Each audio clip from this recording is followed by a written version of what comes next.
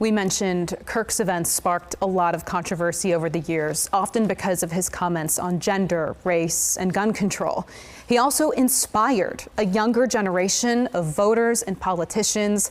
That includes 30-year-old Republican Assemblymember David Tangipa, who is the youngest lawmaker serving at our state capitol. Assemblyman Tangipa joins us now. Thank you so much for making time for us today. Well, thank you. It's an honor to join you, and I am still 29. Still 29. I stand corrected. Okay, well, Assemblyman Tangipa, first, you knew him, you worked with him. What and how did Charlie Kirk and Turning Point USA inspire you? Well, it's the thing that he was just bold. And he talked often about just being courageous and being convicted in your values and being able to speak on that. And I think seeing somebody who's about a year older than me do that at the forefront, going into areas that didn't like his ideas, going into places and giving a microphone is just the strength behind that is something that I think we needed to. And he talked about it often, that once people stop talking is when they start shooting, is when civil unrest really occurs, because we're not working through the American system and just having open dialogue again. And it's heartbreaking to me to see that the only weapon that Charlie had was a microphone. And he is no longer here today simply for being convicted in his beliefs. He never attacked anybody. He didn't shoot anybody. And I think when he started his organization called Turning Point, we have hit that turning point right now where people are waking up and they're actually seeing it. And I couldn't be more grateful for a lot of the support that he's been able to do.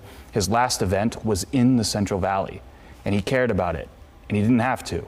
And you know, for him to be killed simply because he cared, it again is heartbreaking, but I think it is still motivating on why we must stand up right now in the face of fear. Yeah, you mentioned his last full event being in the Central Valley. I know we've talked before, you helped him actually in his very first event in the Central Valley, and you were helping him organize another one. What can you tell us? And how is everyone reacting that was part of that? Yeah, it's a big deal that he was looking at California. I mean, he did a lot of work on the federal level in this last election that he wanted to help out and support because he believed that this was the right direction for our country.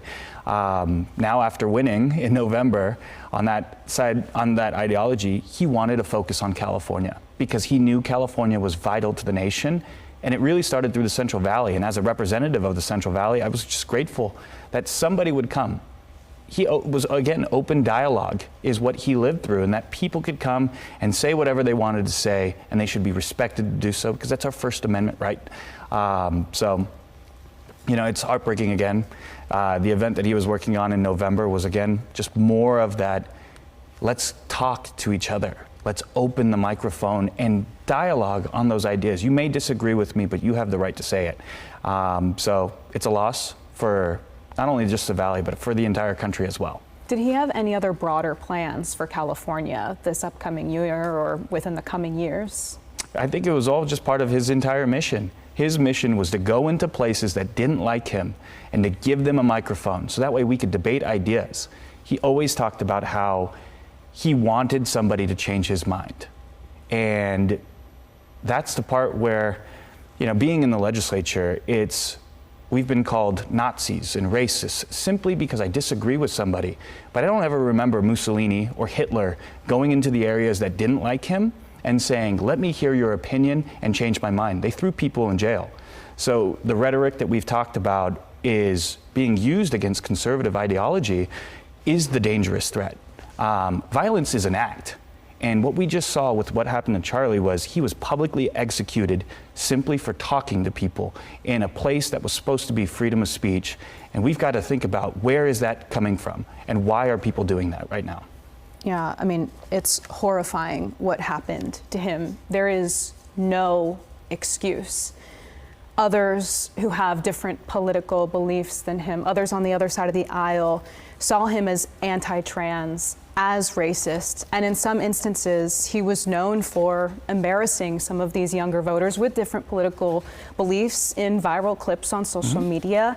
I mean, while now we're hearing that both political parties, everyone involved should turn the temperature down, I mean, do you think he played a role in turning it up? I don't believe so. I don't believe so because, again, he may have a difference in opinion and he may have a difference in ideology, but Charlie never asked for somebody to go out and commit an act of violence against somebody. That you may fundamentally disagree with each other. And I think it's emblematic in where our ideologies are at today. I do believe, as I've debated on the floor, that I think my colleagues on the other side of the aisle, I think they have bad ideas. But I think within far left ideology, they think that conservatives are bad people. And that's a fundamentally different aspect of where we're arguing from.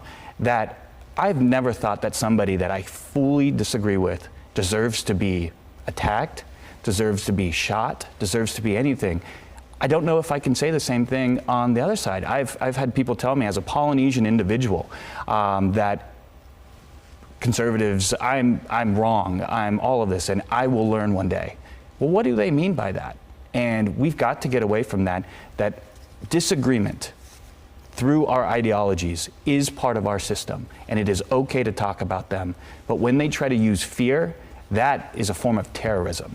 And we have like 20 seconds left, but you mentioned how you feel about Democrats. I mean, but could the Republican Party do more to turn the temperature down? I think so. I think, again, we just have to stand in the face of fear and continue to do what Charlie lit, and to be bold and convicted in your values. And I believe that's on far left ideology. I don't believe most Democrats think that way, and we've got to do better working together. Thank you so much, Assemblyman, for joining us. We really appreciate your time. Thank you for having me.